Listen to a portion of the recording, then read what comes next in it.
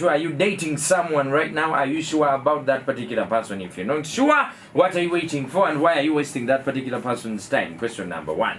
Question number 2. How long should you be with someone to say that we go to the village, we go everywhere, yeah, and the married day? How long should you be with someone? Let me start off with you, Edith. When I find the right person, someone who brings out the best in me, the time doesn't matter. Even today. Even today. Do you know people have dated for 3 months and have been married for 15 years? The person, even before you go any further, twakubuziza wano erinnya lyo lyatule n'ogaana. N'ogamba nti ayinza msoke mmuleke. Owange msoke mmuleke. Decide, gwe salawo. No, the fact that he's not out there in public, not everyone knows him. I prefer that he's Make him public. For now. Make him public. Write him over you're unsafe.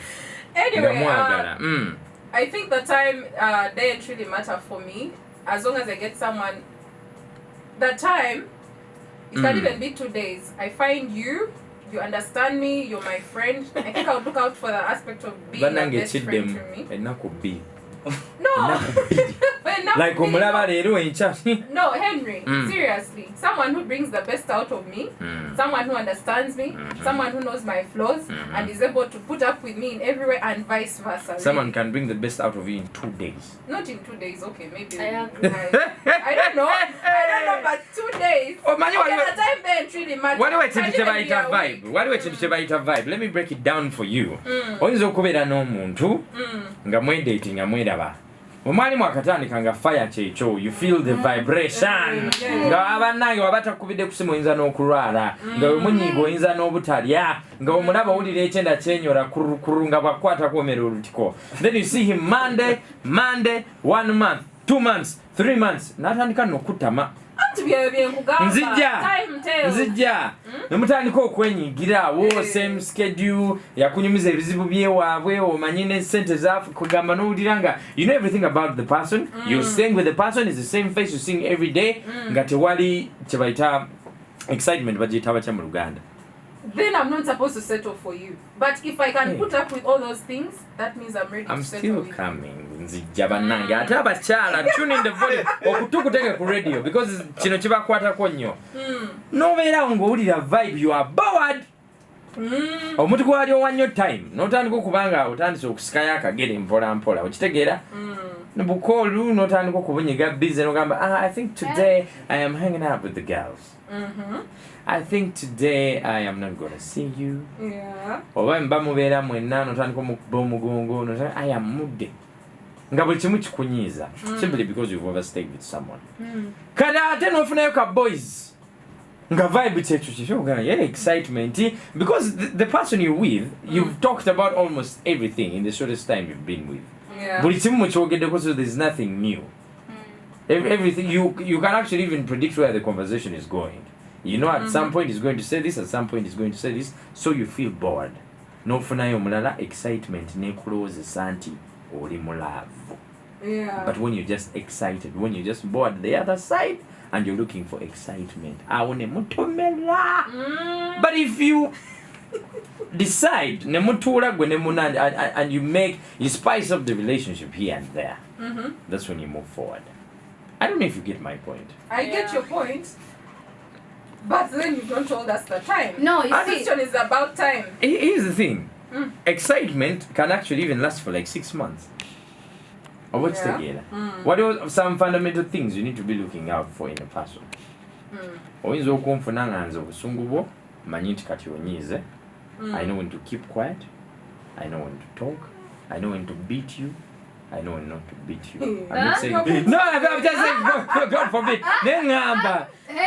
When I say beat, I don't mean slaps. What do you mean? You I mean bedroom beat. Yes, spanks, exactly. So it's together. I know what to do and when to do it and what not to do. Or what's together. Omuntu oyo aba yakutegedde abanga kyaliibwo. So I don't know. Let me first hear from you as well. Yeah. Nze nandilowozeza I would think Kinani. Yes, please. Kinani Alan from Richer Hand, Uganda. Yeah. It's a lot to do with communication. Mwogedde mutya. Emirundi egisinga osanga naddala apa abavubuka nga tebagala kwogera ya omukyala tamanyi bikwata ku omukyala tamanyi bikwata ku guy ne guy tamanyi bikwata ku mukyala tamanyi bino byagamba mbu twesange mu lodge oba namugamba nga kyamanyi kyokka olusi omulundi ogwasooka yagamba mpowa boda mulagirire okubirewo nyaawo mpowa boda nga kyekyo kyokka kyamanyi ku muntu naye nga tamumanyi mbeera ye ya munda.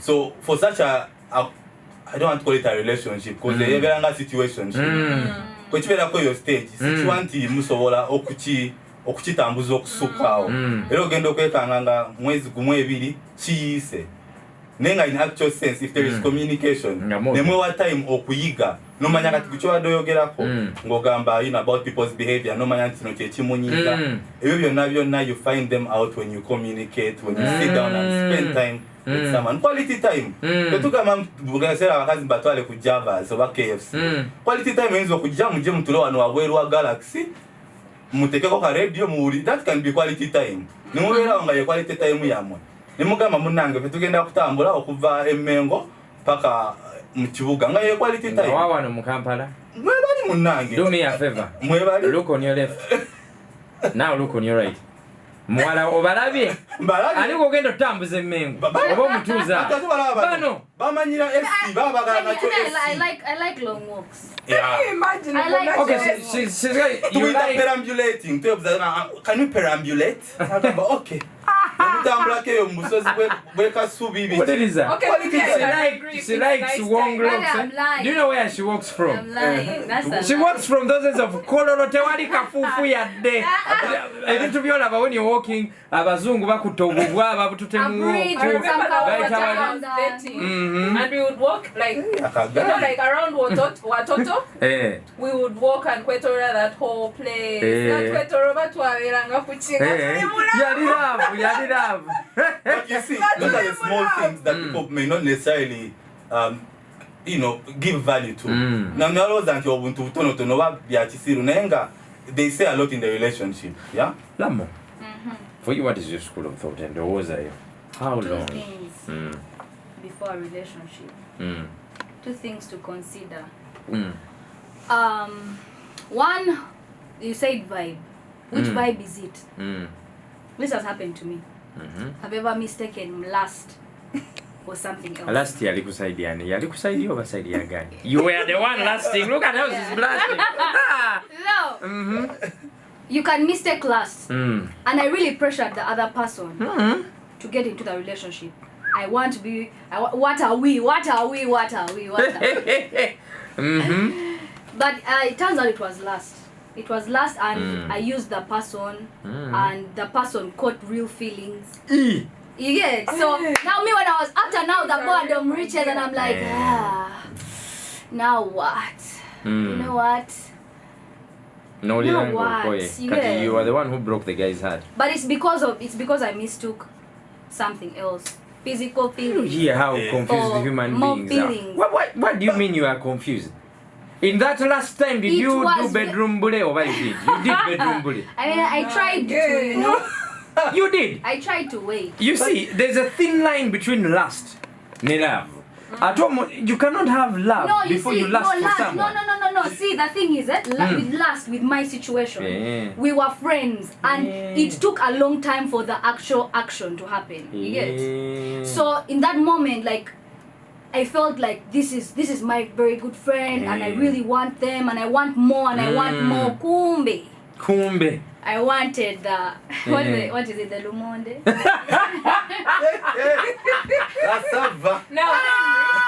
But just on this before she comes in, is that we need to talk about these things. Lust and infatuation. No just chiba choyo.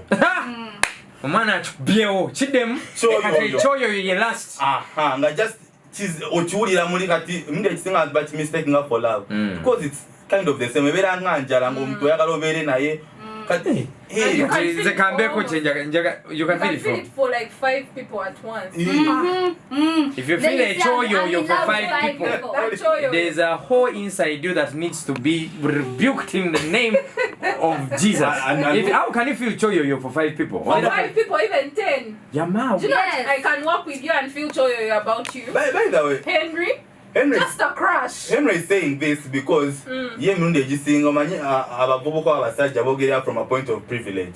Boy babera n'ebyoyoyo. Okay, it's just omukyala wabera n'ekyoyoyo mbate oyo kati afuse ki? Alan, can you have a choyo for 5 people? You can. Yes. Kiosi, Rihanna, Shiba. That is not being serious with life. No. It's actually parking to Bakube.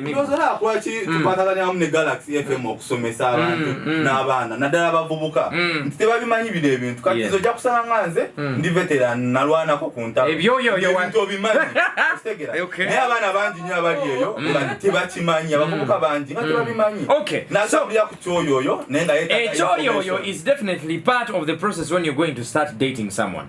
No, it's very important though. It's important. Kati gwosobola kwagala omuntu nga tosose mufunako kyoyoyo. No kyengamba oyinza n'okufuna ekyoyo mu muntu ayagala mu dating. Yes. That's it. Anyway, you guys, the issue is the time. We are leaving out a bit of time. How long should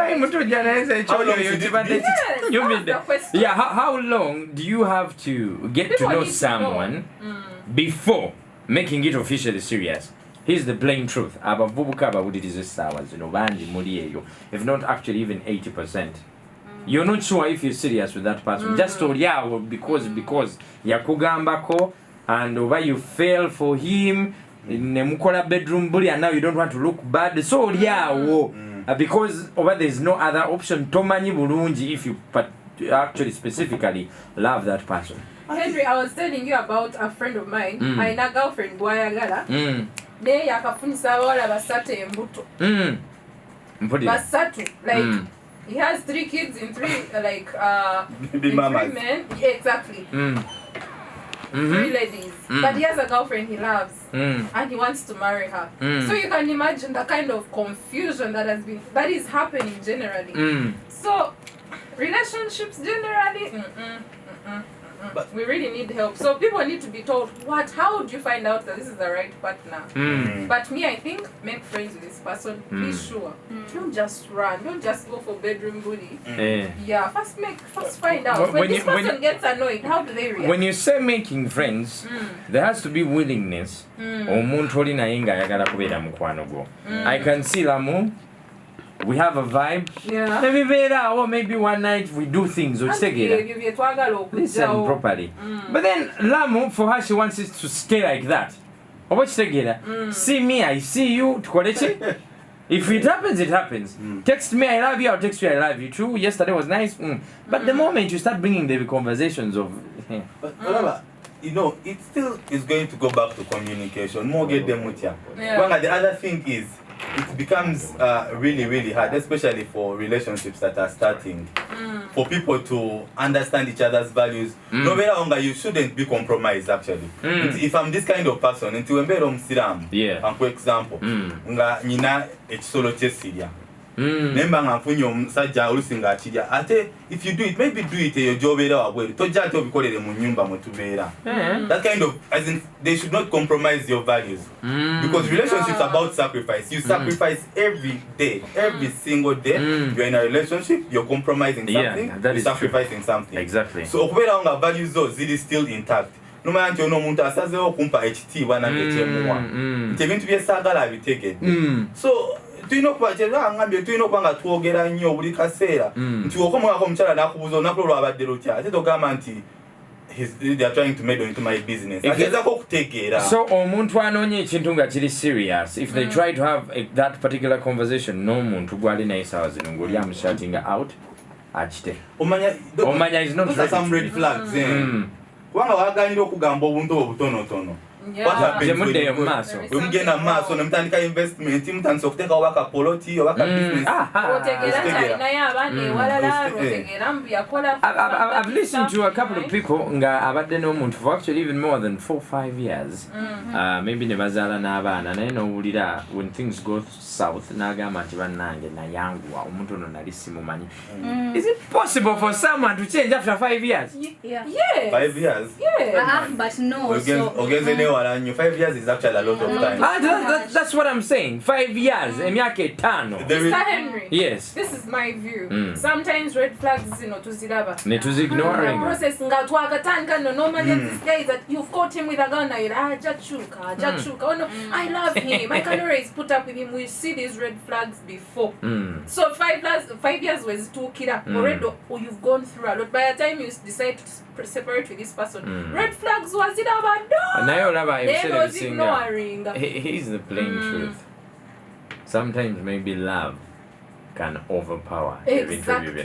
oyinza oba ng'oziraba red flag naye nga gwe oli mu mukwano ng'omwana yakulunga bulungi nga buli kimu kyekyo si mukwano kwokka waliwo nekirala kye bayita exaggerating your self importance gwe n'olowooza nti ndi wa mugaso nnyo ndi w'amaanyi nzagenda okukyusa ebintu naye nga ng'oliko bambi muyaayu mushuugu kugamba beyond recovery kati nga kukyoyinza okukola eky'amaanyi kumutegekera ddako n'omugyamu obuyisayisa obutono naye nga gwe togenda mufuna nga bw'omwetaaga okonyewonyaawo kumita mpulira n'omutegekera ddako ate bibyaddewo nnyo tufune ne stories ez'amaanyi n'osanga mu bacelebrities abo nti omukazi yalwana n'omusajja n'atoba naye ng'akuba ebibaala biki omukazi n'aguma n'amubuulirira n'amuteeka mu layini ng'amaze emyaka ng'etaano ng'akikola mu myezi 6 yafunye dda omukazi omulala beewasiiza bali mu mbaga tugamba nga gwe wategeka butegesi wategekera ddako so waliwo n'okumanya nti nyina we nyina okukoma nomanya nti if I'm not really getting anything tangible out of this relationship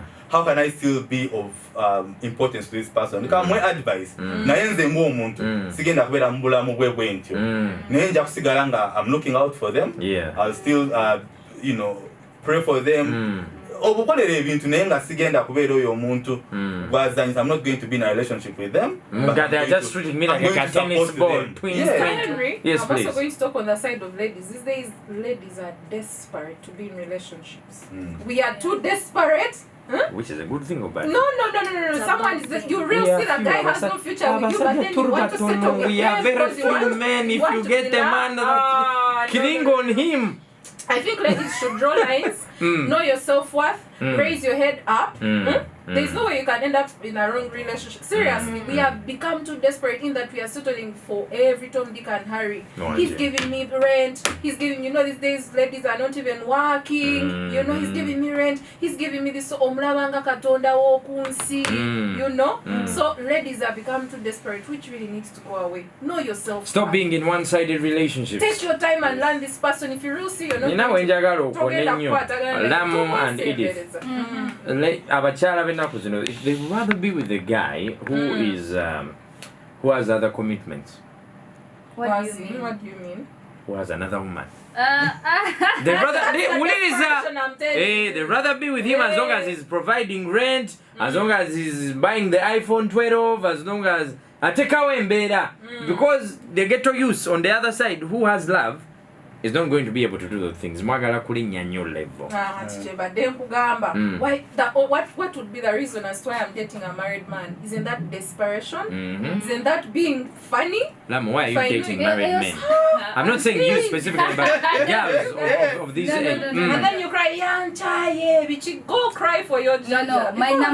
My number one rule I would say when it comes to relationships is if you tell me you have a girlfriend, if I see you posting another girl, I'm going to come and be that person. Even though I'm not your girlfriend, even though we're just, you hear me? Yes, I cannot be, it's my rule, it's a personal rule as a human being. I cannot be with someone who has a girlfriend, a fiance, a wife. Those things do not interest me. That's just my rule. Hallelujah. You have this feeling so people need to have rules? I can't. Kati waliwo bali nga bagamba I cannot be with akavubuka. I cannot be with says I'm gonna cry in Kololo than cry in Kasmaya. Waliwo n'ekirala nga oli akugamba nti nzalo omwami yaŋŋamba omuntu amusangako mu ebisanyikirwamu n'aŋŋamba my capital my sexual capital went up abantu bebategeera nti ndi mufumbo nga before marriage yali talina nga tewali amugambako buno obwala bwagambako bwona bumugoba as soon as he got married ati kati natandika omwegwanizanga got married nafuna empeta nagamba yagendanga n'empeta natukisera n'agijjangako nga waba tagina abamwogereza baba batono mweyo ebifo ebisanyikirwamu wabeerako empeta bayiika kyekyo naye nga balaba mugamba omanyi twagala omuntu alina empeta kubanga its clearly justified togenda kunkubira kido oyina togenda kumpa stress tujja kubanga kyonna kye tulina. And then ladies are looking out for guys that are like committed. So a ring is a sign of commitment, which is not true. He's committed to someone. Agenda kukozesa kuzale mwakozese. You're just being like side dish, someone who just helps out when stress is home, but you'll always be nothing. I think the way I can. But then I'm very glad that they said it. Yesterday we had a discussion here at Dr. Lab at noon.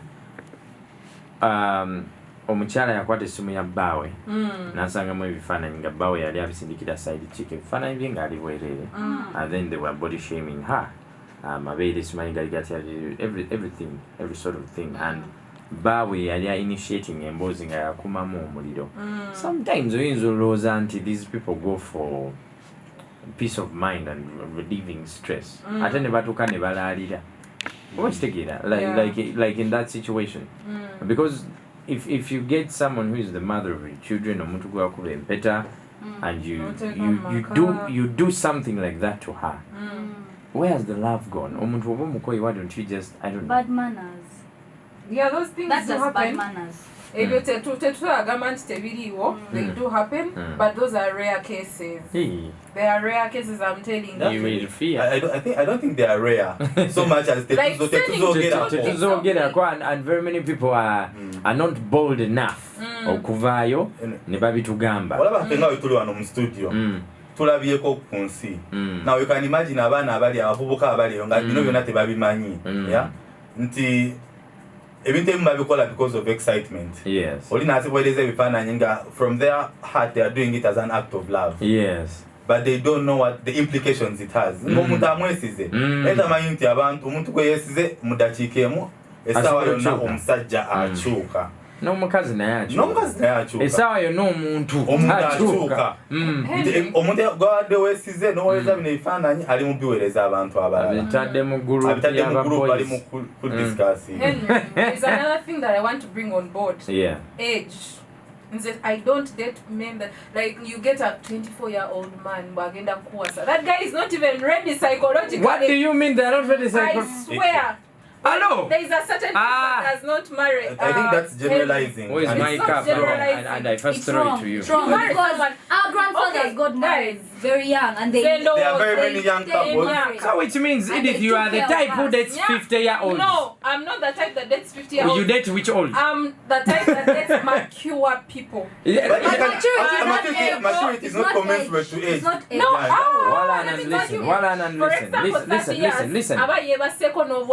Nanga bumazeko like okitegeera where's your microphone and I first put you off where's your microphone so can you I think it's number 2 first say hello and I hear you hello say hello again hello again cut you over there okay now let me Tony your microphone is off because what you said is unforgivable. Yes. Here's the thing, there are people that are mature like the example I've just given you. Someone is married with kids and a wife, but they can take pictures and send them to a 23-year-old. Actually, what the girl was like 18 because in the later the lady said she's actually fit to be my daughter. And then there are people that have experienced life. They are not old per se when it comes to the digits of age, but they are mentally old. Or what's the way they reason, the way they behave. What's the gear? Yeah. So if you say you're not going to date a particular age, no, Actually, you're going to go. No, but some people are just not. It does not matter. We are always a sum of our experiences. Exactly. Bavubuka bangi nyaabo bojja okulaba nga bayise mu bintu bingi naye bayigiriza. Omuntu n'afuna information n'ayigirizibwa n'amanya ekyokukola. Nosanga oli nga alina emyaka 4-5 naye nga tayina that maturity ono gy'agambye. Substance eyo mu... It goes beyond what you people think. It goes to character. How have you been brought up? Or your experience aside, there are people that have experienced things, but they are just naturally bad-mannered. They have a bad character. What's together? For example, waliwo omuntu nga yalina bad temper. Nga ne bwona amwagala otya oba nga ali machuwa kasita omunyezi agenda kukubuukira akuba empi oba they will ashame you mu bantu. That is not maturity, that is character. So every day you go to bed, pray for the perfect man that you're looking for. God will send you an 18-year-old here and you kneel down for the guy. I'm bringing all this concepts. Now there is also an issue of marrying someone. For example, I'm 25 and then I get a 25-year-old.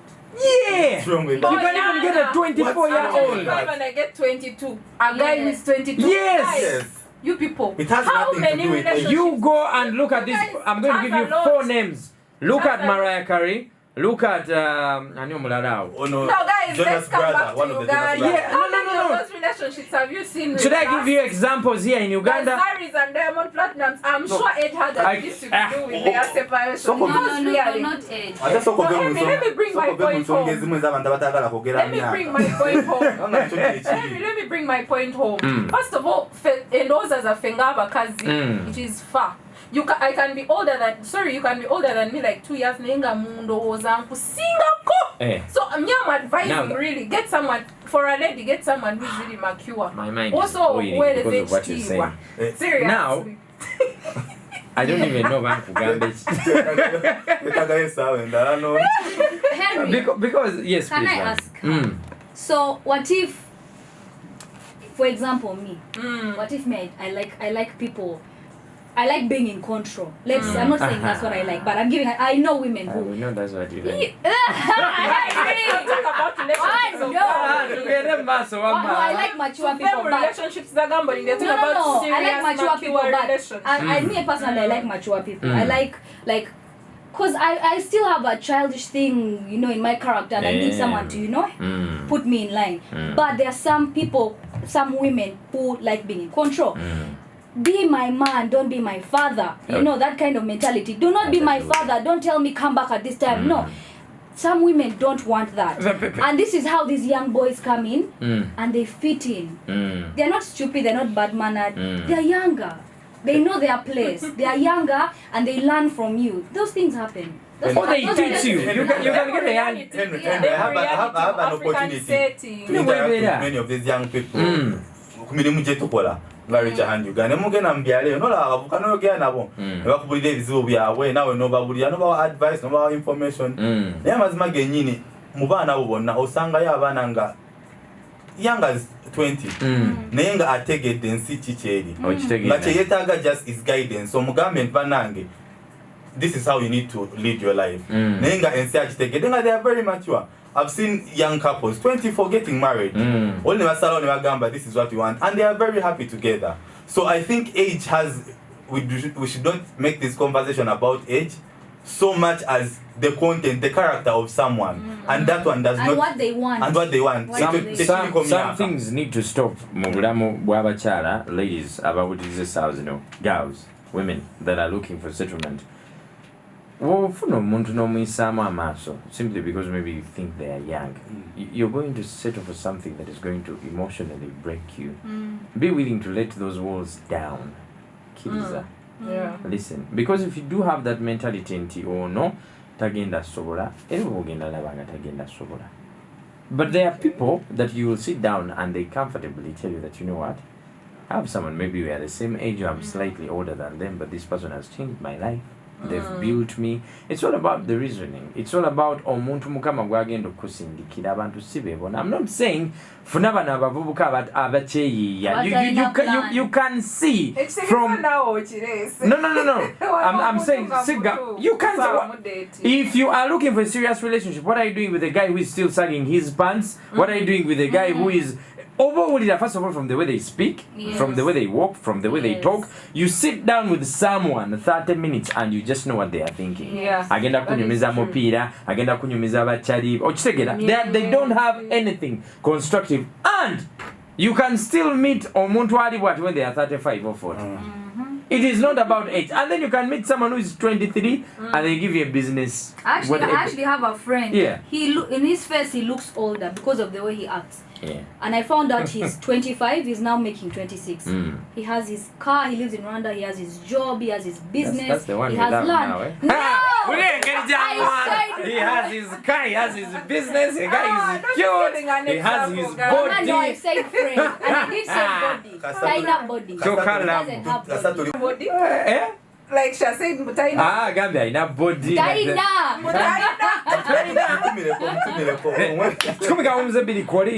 He's the topic of discussion we're having today, just in case you're joining us. How long should you first stay with someone before deciding to make it official? Kunotu musambu mwenda biri, amunoti biri, obanotu musambu, amunoti biri, kwa chikwangu ile. Usobolo sindika WhatsApp, voice note, obosobolo kuba kusimo. This is Galaxy FM. Good afternoon. Otemye Damoko Beko kunamba yemo 792-102-102. In the studios with me I have Alan from Richer Hand, Uganda. I also do have Lamu Moyimbi. Lamu is she's there looking for love. Look at her. For you. And then of course we also have Edith. This is Galaxy. Chikumika omuzebiri kwoli. Where are you going chali wange soma mtu labe. Chimenye lwaki abakazi bafuna abasajja abakulu bagamba mu age is just a number. Hallelujah. Idi sibabuza gwe mukwano. Kati nanze Mr. N. I'm dating a lady of 28 years. And how old are you? I'm 24. Whoa. I know that is okay. 4 years is okay. Then I'm dating someone of 28. But we okay. Do you know how to shake the waist? Omanya kujole chiwato, do you have the fire waist? How long have you been with her? Mr. N. Omazena ebanga chi? Katugenda myezi musanvu. Agobanga apuchawo. Unyweleza uchali wange. Soma mtu labe. Tugenda myezi musanvu naye nga ekyo nikiriwo ekitn. Mazima ga Katonda tulina okwawula relationship in the name of love. Abasinga balowooza baba mu relationship ne balowooza bali mu relationship. Situationship yeriwa. Situationship kubeeraawo nga mwelya mbweri. Nga mulirya mmwe mulowooza just see what's up, oli otya, how are you, nga wese relationship otandise osasula yaka, sasula renti, muguze ettaka bwebityo. This is Galaxy FM. Kunotu musambu enda biri emunoti biri 24 and 28. I need to know your school of thought, Edith. 24 and 28, me guys, I have my stand. Me, I do not advise like guys get someone who is really your age and someone maybe who is older, more but not someone younger. And for the ladies to low and our mindset. I want to be there on your wedding day. I'm telling you, first of all, me with my vibe, I date someone who is 6 years older than me. Yeah, and above. Yes, because nze ku thinking capacity yange siso akudating nga my age. First of all, mbangu single ebirozo. My mind is so far. You're thinking about food, me I'm thinking about business. But me I want someone who is mature in thought. You just haven't got the right people. You just haven't got the right people yet. Never dating akomba manje. Hey, watomera. That's the way it is. It's simple like that. Older than me. For the guys, remember at 25 nze mba mu vibe ya kufumira 25 guy abeera awo akyazanya buzanya I want to settle 28 I want to settle for you you're still there I'm still thinking okitegera at 24 a girl 26 a lady is thinking of marriage a lady is thinking so the of guy settling. You're dating right now is 6 years older than you. Yes, of course, me that's when is my the thing. wedding? I do not know because it's not me. So what is the difference? No, of course it's a wedding. But we are still. How long have you been seeing him? Does that really matter? I have kings here that are doing I've been seeing him for like 2 years. Allah Akbar!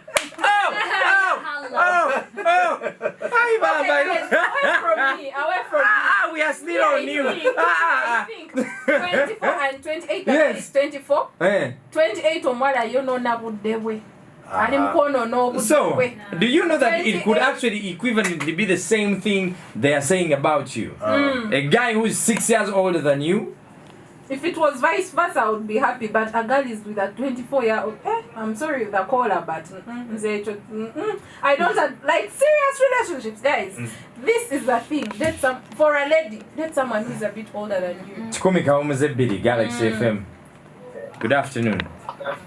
Stand to you. I want to you Agwan. This is Emma Sudan. Sudan? Sudan? Sudan. Wamagwe gwina omusinga emyaka oba kusinga? Tufolowingira mu jeji. In fact musingako. Omusingako ng'emyezi emeka? Mwaka gumu. Muli ku kituufu. Kyengamba Namma. It will be better when like taking that courtship for 3 years. Temuna getting official, eh? Wakati owuwo mu koti nze okumala ebbanga ki? 2 years now. 2 years bagenda mutwala kyali wange. Ate basobola kati mulaba eh? Mulina omwana. Kino kiri mu Buganda wano and Ugandans are doing such like mwagalirawo. Byaffe. You take a long time when you still investigating and you know more. Singa nkwata kati nekuwa milioni 5 tosobola mu kubambaga ng'ozirina ziri kirini. Awazirina ye. Twagala omuntu gogenda oteeke waka eh? Nga you know how very nekatolaba kati mwe Ugandans eh? I have dated a Ugandan girl some years back eh? So the one you have is not Ugandan now eh? Yeah. Hey! She's what? She's what? Toli mu Uganda fenna. Yena maaso mpulira. Kakati nze na dating akoyo ne girl oyo. Mwana aba yagalirawo ajja abeere naawe. Tona mutegeera mizeje. So when it comes kali twabeera naye ne empisa ze yandaga like she's ali mu bintu biwanvu nnyo eh? Naye nga nsobola bimu meeting ne mutuusaako eh? Naye she's not settled akyayagala genda mu club yet like it also taking a time nogenda naye mu club ne I got always every weekend nenga golowooza to develop the family eh? Ate ye nga asikyaliko nkitegeera kati n'okita nenjita nengamba kanonye kali my tribe mate tulabe era it's better than dating you. Your tribe mate is what now? Muli Basoga, Bagisu, Baganda. Oyagoko. I now see. I wish you luck, my friend. Hey, Henry. Yes, please. What is her name? That one that you are. What is her name? The one you're seeing right now. Yeah. Bamuitani. Yeah, Bamuita Kide. Kide who? Chidemi who? Rachel. Hallelujah. Bagaliza birungi byerera. Wow. Omwana agumidde omulira. Yes. Bakabonjagala okuba oli yasoso okuba omwami yasoso okuba. Myezi 7 ekintu ali mu kitambuza naye yo afuba okulaba nti bayiga n'ebirala. Bagende beekebeza akawuka ka mukenenya amanyi ng'ekye bayimiridde. Baplanning kubanga kati myezi 7 kintu kyatandise okukula kasita kiqualifying omwaka gumu omanya obudde bw'omuntu waba ataddemu ino buwe ekitiibwa bamanye nti kati oba tulina plan ki twagala kuzaala kati baana nti twagala kuzaala tukole kya family planning weeri kwegamba at that stage balina okubanga batandise okwogera kubanga ekintu kiri mukola kiri mukukula. I also do have a message coming in from Ibra okuva mu Richa Hand agamba he thinks courtship should be like omwaka gumu oba at least omwaka n'ekitundu. That is if you want to be serious with someone. Naye abaana b'ennaku zino. But I think you can know a serious person like in so he's ready to settle. How did you know that yours is serious? How long did it take you? No, me, I've told you the attributes that I see. You're my friend. You can put up with my flaws. I can put up with yours. I open up to you in everything. Oh, money in and out. Yes. You know that when Edith gets pissed off, she's like this, so I can handle her like this, and you're ready to stay. If you're ready to settle for someone's that and flaws and all that, I think that is the right person to. Because relationships are not flowers. Hey, we're going to be in bed of roses. Sometimes you hide a lot of things, especially you women. Like your bad manners. Tondo of those things of mistreating maids, you hide them for a long time. Hey, we are going to be so cold. There are things that can be worked upon. There are some things that cannot be worked upon. Like what? Like a woman who has bad manners with other people. Attributes so you know by the time you settle with someone.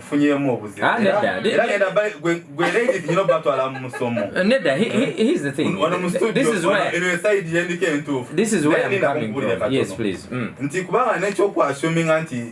Wanga umamwanga example ngejo wadojwelede kumuchala ate masowani bichi niwe labira nti nawe omusajja omuvubuka you have your responsibilities tuve kubine bintu yoga nti abakazi balina okufumba omukazi alina okola ki. That is not what I meant. Tosobola kulya mmere je bakufumbidde ate nyagalo leke sowani awo omuchala no. I've seen it happen and many women do it. Wabera nawe, let's say Alan oyagade Edith agenda kulaga nti malaika obo kitegeera agenda tika ku kalendala agenda kula naddalanga agenda kulaga omukwano. Take your time. Bedroom bule buli kiwaja kikola buliriza neda nzija mpola and then oba toliiwo she's going to be someone else with other people. Abasinga bajja kugamba naye guyu mukazi naye mpisembe ninga gwe tokimanyi because takikulaga abaana bakuzibwa basenga abo bola babo. Kati 1 year 2 years down the road ngotandise obeera naye same roof nga muteka kempeta mukwano kyali wano nga she has nothing to lose anza n'okuyisaamu oluyi. But you see it has talent of nezivayo but also has to reciprocate wanga era kyengambye kifaananyi kyotukubira kiri ku side emu ya mukyala naye teyogedde ku mpisa z'abasajja nti eyatandika kugulira omuli oluusi akukubira akasimu n'akubuza waliddeko leero kati kwolwo buli wajja ajja kiro tayagala kwogera naawe takyakubira busimu ebintu ebitono ng'ebyo. So togamba nti abakyala bakabe batera okukyuka abasajja fena tukyuka omukyala takyuka mangu nga musajja nga. I want to bring an issue. What should we do? That is where things like sacrifice come in. Things like patience with your partner come in. So that you build the relationship. There is no angel in this world. You found out now that you already have the ring with her. Sit down, talk, communicate. Be patient with a person. Build your relationship. Build a family. I think so because I don't think it's only young people that are listening. There are married people that are listening. And you're going through this stress. Your partner has changed to manage a caller. Exactly. Sit down. It's now time to pray. It's now time to be patient. It's now time to see how you can change the person. It's time to be better. As we conclude, most people would tell you abantu abasinga ajja kugamba kasita owulira ng'omuntu omwagala ng'owulira love checho. It really doesn't matter. If you feel it, then do it. If you feel it and you want to take it to another level, then do it because of And when you like, I have this thing about me. When you find 70% of the things that you want in a person, 30% can be worked on.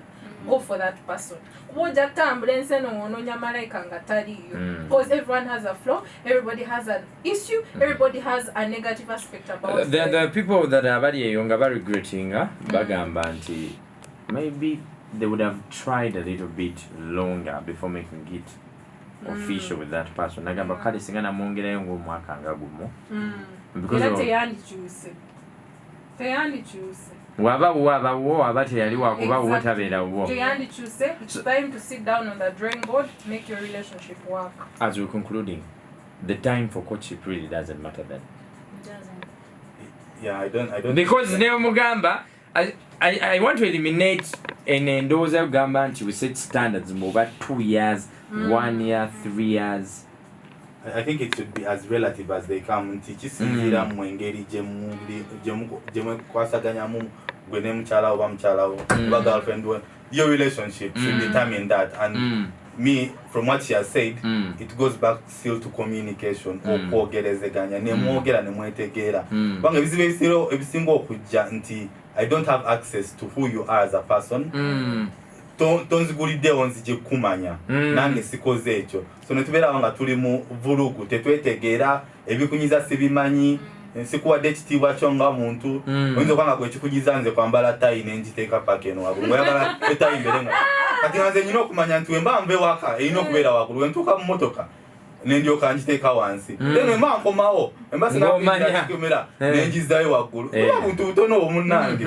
So communication is really, really important. Then I think dating and what should not be too short, and again it should not be too long. Like, why would you be wasting someone's time? 5 years you're dating, 4 years, really? Are you on some sort of mission? What is too so long it should and not too be short? like too short, like 1 month, weeks. Then too long, like 5 years, 4 years, really. So it should be like 2 years be there. Serious. 2 years, 1 year. You make friends enough, you dark enough about this person. And when you're dating, set some standards. You know, do something unexpected so that you know. Visit this person. Hey! No, listen, visit this person that I take it and see That's the when house dirty. That's when you're going to know people's behaviors. Why are you looking for death? No, death. Why are you looking? Why do you want to break up with something good? I should show up at your place unexpected. That is why. Hey, your boxers are not clean. Those things. Hey! So, because you do everything in that small time, know your person. Unexpected. And here's the thing, that there are people I know, they will not open for you. That's if we are not going to settle in a serious relationship. Because you're going to start doing that nonsense over and over again. Why are you coming at my place? That means inform me. Those are the things, Wama. If you're not comfortable with me showing up at your place, are we really going to stay together for years? Which take we will. Some of the red flags. Give me the benefit of the doubt. That's the problem, baby. Let me show you. Red flags. Here's how you start. You start coming to my place unexpected, and then you find nothing. Then tomorrow you will tell me on a border. Then tomorrow, hey, you become like CIDs. Why are you becoming insecure? Why don't you give me the benefit of the doubt? Uganda ina sauti senga Sikumi kamuze bili Galaxy FM kuli. Let's close down this. Ebigambo byebisembayo. Nai. I'm telling you guys, life is very hard. Life is hard. Life is very, very hard. Anyway, everything most of you have said, all of you have said is very, I agree. And I think I've mentioned this before, Henry, last time I was here. I said, people, let's get to know each other. Let's know what we want. Let's know what the other person wants. Because these things are falling in cups. No. We keep falling in cups, and then we regret those stories of after 5 years. Someone is now realizing, hey, this is not what I wanted. I think I want my ex of 12 years. You're like, please. On the matter of age for me doesn't matter. The only thing I would like to remind the young people out there, Henry, and I think you will help me emphasize this also. Let's have relations with people over 18. Let's remember the law. Definitely. Some people don't know the law, Henry. Especially the young children. Or not the children. The teenagers, 18 years. 18 years, please. You get arrested, you get into problems. You can wait for her, please wait for her. It's okay. So I think those are things I keep in mind. Anyone below 18, I don't even look that side. Or why you're mature, or why your father is Museveni. They don't care as long as if you're below 18. Yeah, no, that's too young. But yeah, those things, age doesn't matter, maturity, or why the person is like your father, why your son, you can make things work. I believe so. Love is love, Henry. And the only way to love is love. Love is love. And send regards to him in Rwanda. They will reach. Trust me, they will reach. Henry, you're going to spoil my other thing. Let me hear from you, Alan, as well. One, and then njagala okwebaza Galaxy for such conversations because zikiriza nnyo abavubuka ne tukutira abavubuka abali eyo nti gino emisomo mugiwulirize muggyemu ekyokuyiga tuleke just kuseka busesi and to the jokes in and there that we throw in, but also gamba nti when musazeewo okubeera in a relationship, especially courtship, please take a deliberate step okuyiga muyige ebintu nga okwekebezo akabadde ka mukenenya. Definitely. Muyige ebintu bya family planning, especially if you're not ready to bring forth life. Nekirala, constantly talk to each other. Fenga Reach a Hand Uganda tukwagala nnyo ne Galaxy FM and we are still continuing to work with you because tutukanye abavubuka and we are going to continue using these platforms. And definitely over the Valentine's Day, that particular week, we'll be we started already. Yes. And we'll be giving you a bidabo. We'll be doing activities here and there.